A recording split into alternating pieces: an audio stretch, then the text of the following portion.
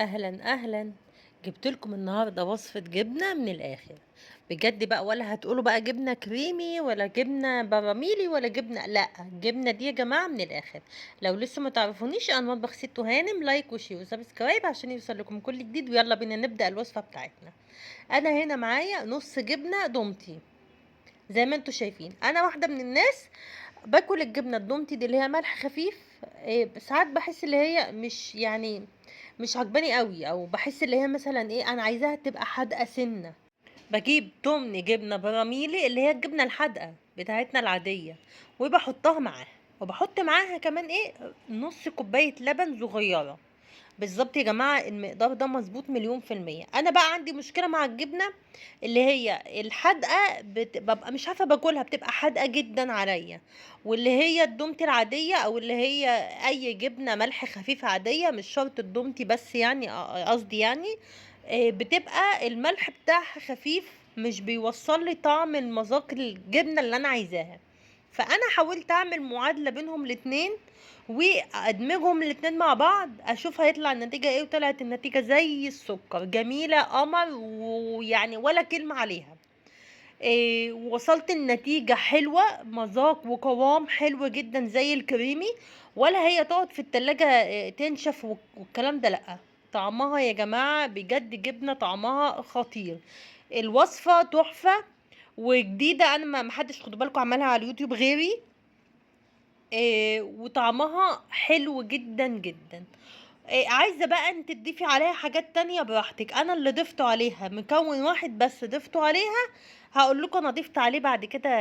بعد كده بعد ما انا ضربتها بالهاند بلندر كده، هي بتبقى القوام بتاعها كريمي.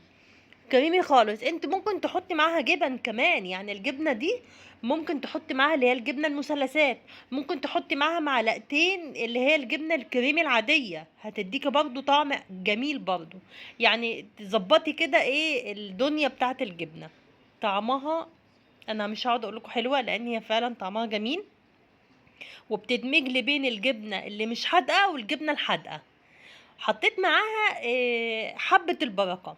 انتوا حطوا اي حاجه، يعني انا حبيتها بحبه البركه، بحط معلقه، بحط معلقتين، على حسب ما انا عايزه. انتوا شايفين معلقتين كتير، ممكن تحطوا معلقه على حسب ما انتوا عايزين طبعا. انا مش هقدر اقول لكم فوائد حبه البركه ايه. حبة البركة كلها فوايد، يعني لما تقومي الصبح كده تاخدي السندوتش الجبنة بتاعك معاه حبة البركة، او تحطي زعتر، او تحطي اي نكهة انتي حباها مع مع الجبنة دي. صدقوني بتطلع طعمها خطير، مذاقها حلو. وانا قلت لكم اللي هي انا تحس اللي هي دمج كده. انا اقرب لكم اطعم يعني اقرب طعم. ولا هي جبنه حادقه شديده، حادقه كده اللي الناس ما تقدرش عليها، او تعلي الضغط او الكلام ده، لا. والجبنه اللي هي الملح الخفيف، في ناس بتحبها، انا بحس اللي هي عدمه ملح، مفيش ملح فيها خالص. ولا هي فيتا، يعني الفيتا برضو مذاقها معين كده. فدي دمجة بين كل دول مع بعض في دي. انتوا متخيلين طعمها ازاي؟ عايزاكم بس تتخيلوا طعمها. تحفة خطيرة، سهلة جدا ومفيدة. يعني انت عاملة كذا حاجة مع بعض، حطيتي لبن وحطيتي حبة بركة والكلام ده.